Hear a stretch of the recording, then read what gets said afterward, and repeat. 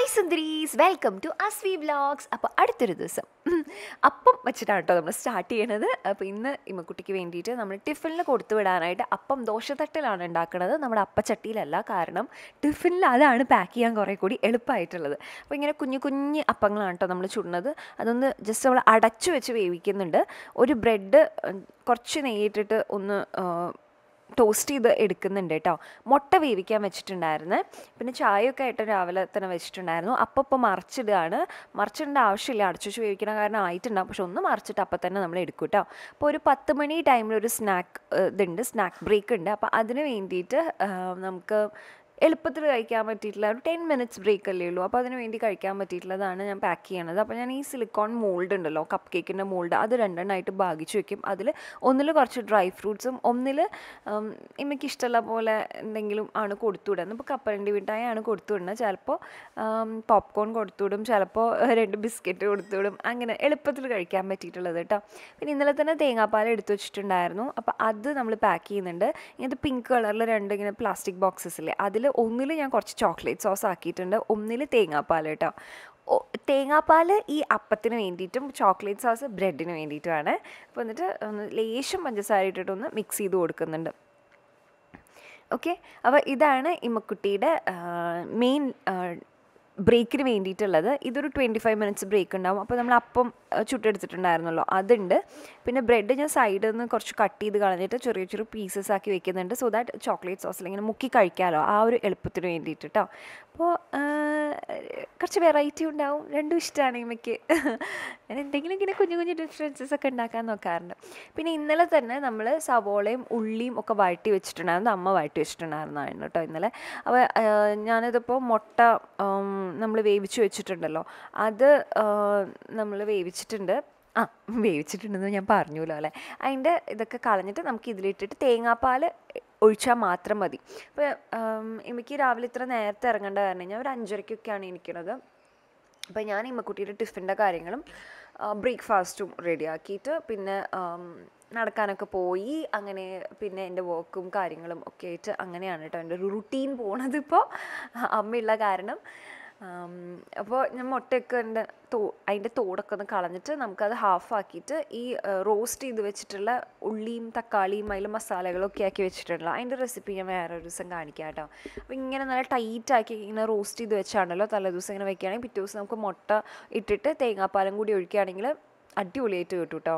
അപ്പോൾ ഇതാണ് നമ്മുടെ അപ്പത്തിന് നമുക്ക് രാവിലെയുള്ള കറി. ഇത് തന്നെയാണ് ഇമ്മക്കുട്ടി രാവിലെ ബ്രേക്ക്ഫാസ്റ്റിന് കഴിക്കണത് കേട്ടോ. ഇമ്മക്കുട്ടി അപ്പവും ഇതിലും ഒരു മുട്ടയും കഴിക്കും. ഇമ്മ രാവിലെ ഒരു 6:45 എനിക്ക് ഒരു 7 മണിയോടുക്കന് ബ്രേക്ക്ഫാസ്റ്റ് കഴിക്കും. കുറേ പേര് ചോദിക്കാറുണ്ട് ഇമ്മ ബ്രേക്ക്ഫാസ്റ്റ് അങ്ങനെ കഴിക്കും രാവിലെ. ഇമ്മ കഴിക്കും കേട്ടോ, എനിക്ക് കഴിക്കാൻ ബുദ്ധിമുട്ടൊന്നുമില്ല, ഇഷ്ടാനിഷ്ടങ്ങളുണ്ടെന്നേ ഉള്ളൂ. അപ്പോൾ നമ്മൾ ചോറിന് വെച്ചിട്ടുണ്ട്. പിന്നെ ഞാൻ രാവിലെ ഏട്ടനുള്ള അപ്പം ഉണ്ടാക്കുന്നുണ്ട്, അതേപോലെ തന്നെ ഇമ്മക്കുട്ടിക്കുള്ളതും ഉണ്ടാക്കുന്നുണ്ട്. ഞാൻ ഇത്രയും നേരമായിട്ടൊന്നും കുടിക്കുകയൊന്നും ചെയ്തിട്ടുണ്ടായിരുന്നില്ല. അപ്പോൾ ഞാനൊരു ഗ്ലാസ് പാൽ കുടിക്കാം കേട്ടോ. ഇടയിൽ ഞാൻ ഒരു ഗ്ലാസ് വെള്ളം കുടിച്ചിട്ടുണ്ടായിരുന്നു, അതിന് പാൽ കുടിക്കും. പിന്നെ അപ്പം ഞാൻ കൂടുതൽ ഉണ്ടാക്കുക ഇങ്ങനെ പൂ പോലത്തെ ഷേപ്പിലാണ്. ഇതാണ് എനിക്ക് കൂടുതൽ എളുപ്പമായിട്ട് തോന്നാറുള്ളത്. ഇപ്പോൾ ഈവനായിട്ട് സ്പ്രെഡ് ആവാനും അതേപോലെ തന്നെ നന്നായിട്ട് കിട്ടാനും എനിക്ക് ഇതാണ് എളുപ്പമായിട്ട് തോന്നണത്. മറ്റതിങ്ങനെ ഒറ്റ ചുറ്റിന് ചുറ്റുമ്പോൾ അത്ര രസമായിട്ട് വരാറില്ല ഞാൻ ചെയ്യുമ്പോൾ കേട്ടോ. അപ്പോൾ അങ്ങനെ എന്നെ എത്ര അപ്പം ഉണ്ടാക്കണം, നമുക്കൊരു 4 അപ്പം ഏട്ടനും ഇമ്മക്കുട്ടിക്ക് ഒരു 2 അപ്പം മുട്ടയും കൂടി കഴിച്ചിട്ട് പൊക്കോളും. പാൽ എല്ലാ ദിവസവും ഇപ്പോൾ രാവിലെ കുടിക്കില്ല കേട്ടോ, കുഴപ്പമൊന്നുമില്ല. അങ്ങനെ ഹെവി ബ്രേക്ക്ഫാസ്റ്റാണ് കഴിക്കണമെന്ന് വെച്ചാൽ പാൽ കുടിക്കില്ല. അപ്പോൾ ഇതേ നമ്മുടെ ടിഫിൻ റെഡി ആയിട്ടുണ്ട്. ബാഗ് പുസ്തകമൊക്കെ ഞാൻ തലേദിവസം തന്നെ ഒരുമാതിരിപ്പെട്ട പണികളൊക്കെ ഞാൻ തലേദിവസം തന്നെ ചെയ്തു വയ്ക്കും കേട്ടോ. അപ്പോൾ ഈ ടിഫിൻ ഈ ഒരു സിപ്പ് ലോക്കിൽ ഇട്ട് അതൊന്ന് വെക്കണം. ഇത് ഒലിച്ച് പോകുമൊന്നുമില്ല കേട്ടോ, ഇങ്ങനെ ടൈറ്റ്ലി പാക്ക് ചെയ്ത് വെച്ചിട്ടുള്ള കാരണം ഒലിച്ച് പോവുക അങ്ങനെയൊന്നുമില്ല. പാത്രം തുറക്കാൻ ബുദ്ധിമുട്ടുണ്ടെങ്കിൽ അവിടെ നാനിമാരുണ്ട്, അപ്പോൾ നാനി തുറന്നു തരുന്നൊക്കെയാണ് ഇമ്മക്കുട്ടി പറയാറുള്ളത്. പിന്നെ നമുക്ക് റെയിൻ കോട്ട് എടുത്ത് വെക്കണം, അത് നിർബന്ധമായിട്ടുള്ള കാര്യമാണ്. കാരണം ഇവിടെ നിന്ന് ഇറങ്ങുമ്പോൾ മഴയില്ലെങ്കിൽ ചിലപ്പോൾ സ്കൂൾ ബസ് ഇറങ്ങിക്കഴിഞ്ഞാൽ അവിടെ മഴയുണ്ടാകും, അപ്പോൾ അവരത് ഇട്ട് കൊടുത്തോളും. അപ്പോൾ പിന്നെ റെയിൻ കോട്ട് വയ്ക്കുക. ബുക്സൊക്കെ ഞാൻ തലേദിവസം തന്നെ എല്ലാം പാക്ക് ചെയ്ത് റെഡിയാക്കി വെച്ചിട്ടുണ്ട്. അപ്പോഴാണ് യൂണിഫോം, ഇത് സ്പെഷ്യൽ യൂണിഫോമാണ്, അത് ഇപ്പോഴാണ് കിട്ടിയത്. അത് നോക്കുമ്പോൾ നീളം കൂടുതലുണ്ട്, വെള്ളയും കൂടി ആയതുകൊണ്ട് നീളം കൂടുതലാണെങ്കിൽ എന്തായാലും നന്നായിട്ട് ചളിയാവും. അപ്പോൾ ഞാൻ നന്നായിട്ടൊന്ന് മടക്കി അടിക്കുന്നുണ്ട് കേട്ടോ. അതുപോലെ തന്നെ അരഭാഗം കുറച്ച് ലൂസുണ്ട്, അപ്പോൾ അതൊന്ന് ടക്കിട്ട് കൊടുക്കണം. എനിക്ക് പിന്നെ തുന്നൽ പരിപാടിയൊക്കെ ലാസ്റ്റ് നിമിഷം നടക്കില്ല. അമ്മ എന്നോട് എപ്പോഴും ചോദിക്കുന്നത് എനിക്ക് തലേദിവസം ചെയ്യാറുന്നില്ലേ. പക്ഷേ ഞാൻ അപ്പോഴാണ് അയ്യോ ഓർത്തത്. അപ്പോൾ ഏട്ടൻ ഇമ്മക്കുട്ടിയെ കുളിപ്പിച്ച് കൊണ്ടുവന്നിട്ടുണ്ട്. ഇമ്മക്കുട്ടിയെ കുളിപ്പിക്കണം ഒക്കെ ഏട്ടൻ ചെയ്യും. അപ്പോൾ ഇനി ഭക്ഷണം കഴിക്കാന്നുള്ളതാണ്. ഇമ്മ തന്നെ കഴിക്കും. ചിലപ്പോൾ തന്നെ കഴിക്കും, ചിലപ്പോൾ വാരി കൊടുക്കും, അങ്ങനെ. അപ്പോൾ മുട്ട മാത്രം പോരാ, ഒരപ്പം മുട്ട കൂട്ടി കഴിച്ചു. പിന്നെ മറ്റേത് വേണം പറഞ്ഞപ്പോൾ ഞാൻ നമ്മുടെ സാധാരണ പാലില്ലേ അതിൽ ഒരു ലേശം പഞ്ചസാര ഇട്ടിട്ടുണ്ട്. അപ്പോൾ അത് കഴിച്ചു. ഇതുവരുടെ സ്പെഷ്യൽ യൂണിഫോമാണ്, വൈറ്റ് പാൻസും പിന്നെ ഇത് ഓരോ ഹൗസിനനുസരിച്ച് കളറ് മാറുമല്ലോ അങ്ങനെ. അപ്പോൾ എല്ലാം മുടിയും കൂടി ഇങ്ങനെ പൊക്കി കെട്ടി കൊടുക്കുന്നുണ്ട്. കുട്ടിയുടെ മുടി ഇനി വെട്ടണം. പക്ഷേ ഞാൻ ഇങ്ങനെ ബർത്ത്ഡേ വരെ വളർത്തിയാലോ അങ്ങനെ ഒരു ചിന്തയില്ലാതില്ല. ഉറക്കം വന്നിട്ടിരിക്കുക കേട്ടോ. ചിന്തിക്കാനാ പോയല്ലേ പറ്റുള്ളൂ. ഇപ്പോൾ ഒരു 7:20 നമ്മൾ ഇറങ്ങും. അപ്പോൾ നമ്മൾ ഇറങ്ങി. ഇനി ഇപ്പോൾ തൊട്ട് ഫ്രണ്ടിൽ തന്നെയാണ് സ്കൂൾ ബസ് വരെ, അങ്ങോട്ട് പോവാണ്. അപ്പോൾ ഇമ്മക്കുട്ടി ബസ്സിൽ കയറി. ഇമ്മയുടെ കൊടയാണ് നമ്മൾ പിടിക്കാൻ സുഖമുണ്ട്. എന്നിട്ട് ഞാനും ഏട്ടനും കൂടി 2 റൗണ്ട് ഇങ്ങനെ നടന്നു. ഞാൻ ഇനി തനിയെ 2 റൗണ്ടും കൂടി നടന്നിട്ട് തിരിച്ച് വീട്ടിലേക്ക് പോകും. ഞാൻ ഫോൺ എടുക്കാറില്ല കേട്ടോ. ഇവിടെ നമ്മൾ മെയിൻ ബ്ലോക്കിൽ കാറ് കൊണ്ടുവന്ന് നിർത്തും. കാരണം ഏട്ടൻ അങ്ങനെ ഓഫീസിലേക്ക് പോകാൻ സൗകര്യമുണ്ടല്ലോ. ഏട്ടൻ ഒരു 7:00 ഭക്ഷണം കഴിച്ച് മുട്ടി കയറി കഴിഞ്ഞാൽ ഒരു 8:15 കൊടുക്കണേ കയറും. ഞാൻ ഒരു 2 റൗണ്ട് കൂടി നടന്ന് ഒരു 8:30 ആകുമ്പോഴേക്കും വീട്ടിലെത്തും.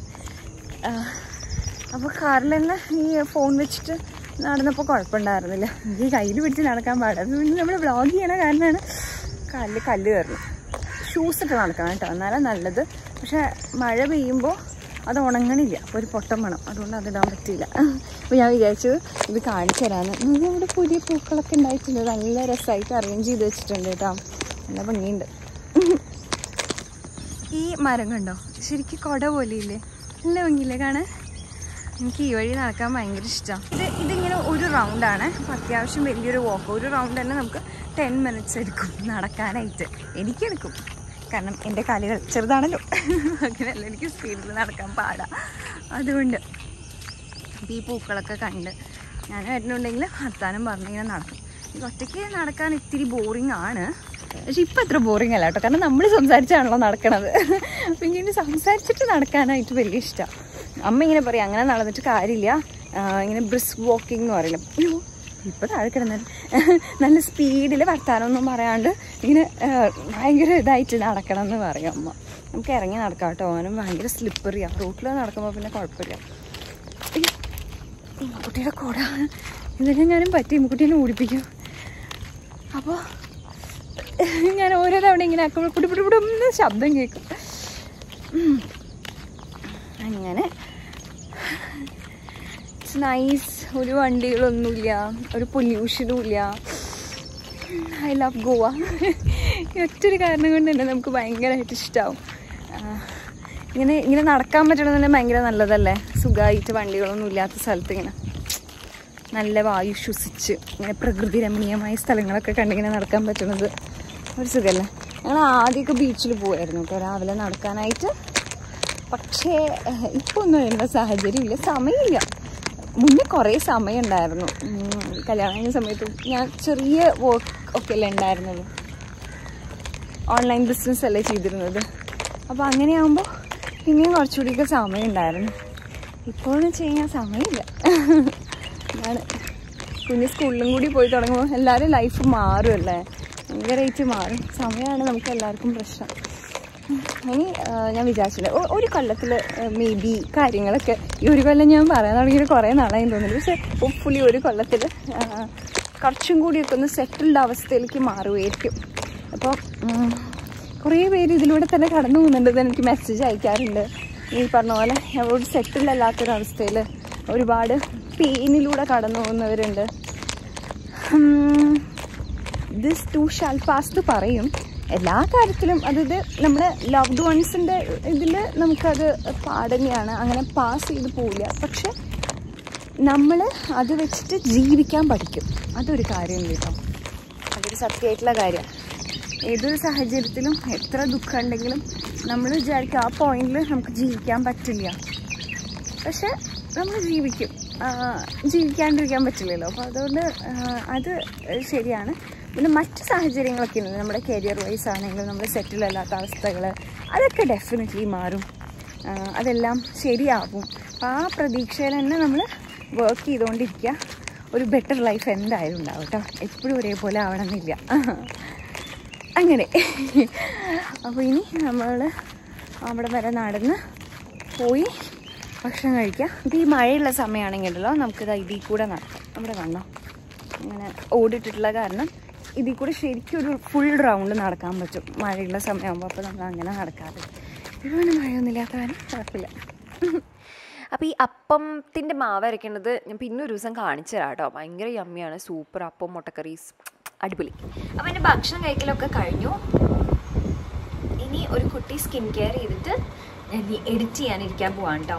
അപ്പോൾ നമുക്ക് ഇന്ന് വാസ്ലിൻ്റെ ഈ സൺ സ്റ്റിക്ക് ട്രൈ ചെയ്യാമെന്നല്ല, ഞാൻ ഓൾറെഡി കുറച്ച് നാളായിട്ട് യൂസ് ചെയ്യണതാണ്. അപ്പോൾ ഞാൻ അത് കാണിച്ചു തരാം കേട്ടോ. ഫസ്റ്റ് തന്നെ ഞാൻ ന്യൂട്രിഡോമിൻ്റെ മോയ്സ്ചറൈസറാണ് അപ്ലൈ ചെയ്യണത്. മോയ്സ്ചറൈസർ അപ്ലൈ ചെയ്തിട്ട് സൺസ്ക്രീൻ അപ്ലൈ ചെയ്യാൻ പാടുള്ളൂ കേട്ടോ.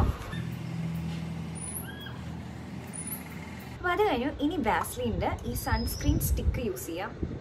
ഇതിങ്ങനെ വലിച്ചെടുക്കുക. ഓക്കെ, ക്ലിയർ ആയിട്ടുള്ള സൺസ്ക്രീൻ അല്ല കേട്ടോ, കുറച്ചൊരു ഷെയ്ഡ് ഉണ്ട് ഇതിന്. എന്നിട്ട് നമുക്ക് ഇതാ ഇങ്ങനെ ഒന്ന് അപ്ലൈ ചെയ്ത് കൊടുക്കാം. രണ്ട് സൈഡിലും വെച്ച് നോക്കുമ്പോൾ ഒരുപാടൊന്നും ഓയിലി ആക്കുന്നില്ല അല്ലേ, കുറച്ചുണ്ട്. സാധാരണ നമ്മൾ ഈ മാറ്റ് സൺസ്ക്രീനൊക്കെ ഇല്ല അതുപോലത്തെ ഉള്ള ഫിനിഷ് അല്ല. താങ്ക് യു ഫാമറിന് നമ്മൾ മുന്നേ മേടിച്ചിട്ടില്ല, അതുപോലത്തെ ഉള്ള ഫിനിഷ് അല്ല. കുറച്ചൊന്ന് ഓയിലി ആക്കുന്നുണ്ട്, പക്ഷെ മാനേജബിൾ ആണ് കേട്ടോ. നമ്മളത് കഴിഞ്ഞിട്ട് ഭയങ്കര അഫോർഡബിൾ ആയിട്ടുള്ള ഒരു 500 റുപ്പീസിൻ്റെ മേടിച്ചിട്ടുണ്ടായിരുന്നില്ലേ, അതിനേക്കാളും നല്ലതാണ്. ഇത് കുറച്ച് വിലയുണ്ട് കേട്ടോ, ഒരു 800 റുപ്പീസ് ഉണ്ട്. പക്ഷെ എനിക്ക് തോന്നുന്നു സ്റ്റിൽ വർത്താണ്.